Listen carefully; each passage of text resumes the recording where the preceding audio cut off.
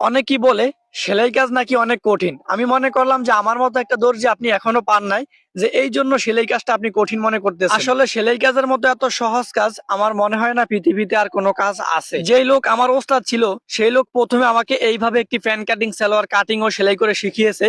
আজ পর্যন্ত আমি ভুলি নাই। আজ পর্যন্ত হাজার হাজার মানুষের ফ্যান সিস্টেম সালোয়ার তৈরি করেছি, কেউ আমার এই ফ্যান সিস্টেম সালোয়ারের ভুল ধরতে পারে নাই। একটি ফ্যান সিস্টেম সালোয়ার তৈরি করার জন্য আপনাকে পুরাতন একটি ফ্যান সিস্টেম সালোয়ার নিতে হবে। এখানে আমাদের মাত্র 2 গজ 4 গিরা পরিমাণ কাপড় আছে। দেখেন, প্রথমে কাপড়ের দুইটা মাথা আমরা একসাথ করে নিলাম। একসাথ করে নেওয়ার পর কাপড়টাকে আমরা দুই পার্টে ভাঁজ করে নিলাম।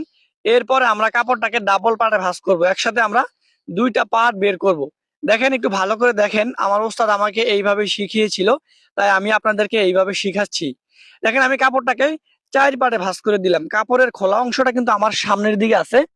দেখেন, আমি একটি পুরাতন ফ্যান সিস্টেম সালোয়ার নিয়েছি। তো প্রথমে আমরা সালোয়ারটাকে আয়রন করে নিব। তো আমি মোটামুটি আয়রন করে নিয়েছি, আপনারা চাইলে আয়রন করে নিতে পারেন। এরপর কাপড়ের খোলা অংশটা একদম উপরের দিকে রাখার পরে যে ফ্যান সিস্টেম সালোয়ারটা আছে, এই ফ্যান সিস্টেম সালোয়ারটা এমন ভাবে রাখতে হবে যেন কোনো ভিতরে কাপড় গোছায় না থাকে।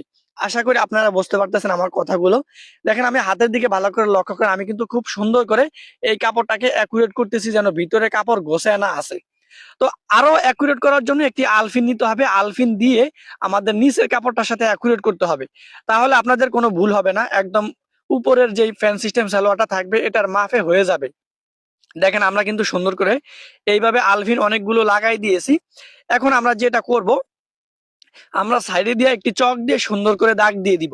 এটা লগে দিয়া, পুরাতন সালোয়ারের লগ দিয়ে আমরা কিন্তু এইভাবে দাগ দিয়ে দিলাম। সাইডেও কিন্তু আমরা এইভাবে দাগ দিব। তো আপনারা সবাই জানেন যে ফ্যান সিস্টেম সালোয়ারের সাইডে কিন্তু জোড়া হয়, মানে চাপ সেলাই দিতে হয়। তো দেখেন, এই চাপ সেলাইটা বরাবর আমি কাপড়টা দাগ দিয়ে দিলাম। এবার আমরা উপরে দেখেন কতটুকু কাপড় রেখেছি রাবার লাগানোর জন্য, এবং রাবারটা বরাবর মানে উপরের যে সালোয়ারটা আছে এই সালোয়ারটা বরাবর আমরা দাগ দিলাম। এরপর আমরা হাইয়ের দাগটা দিয়ে দিলাম। দেখেন, আমাদের এই হাইটা যতটুকু আসছে ততটুকু কিন্তু আমরা নিব, বেশি নেওয়ার দরকার নাই, যাতে আমাদের এই ফ্যান সিস্টেম সালোয়ারটা অ্যাকুরেট হয়। এবার আমি যেই দাগ দিয়েছি এই দাগ অনুযায়ী এই ফ্যান সিস্টেম সালোয়ারটা কাটিং করে নিব। দেখেন, আমার ওস্তাদ আমাকে এত সহজ করে শিখাইছে, আমাকে শুধু একবার দেখাইছিল আজ থেকে আরো 5 বছর আগে। আমার ওস্তাদ মারা গেছে, আল্লাহ তাআলা ওনাকে জান্নাতুল ফেরদাউস দান করুক। আমি দোয়া করি আপনারা সবাই আমার ওস্তাদের জন্য দোয়া করবেন। দেখেন, উনি আমাকে শিখাইছে বলে আমি আজ আপনাদেরকে লক্ষ লক্ষ মানুষকে এই কাজটা শিখাইতে পারতেছি একদম সহজ ভাবে। দেখেন, সাইড থেকে যে কাপড়টা বের হইছে এই কাপড়টা আমরা নিচে জোড়া দিব।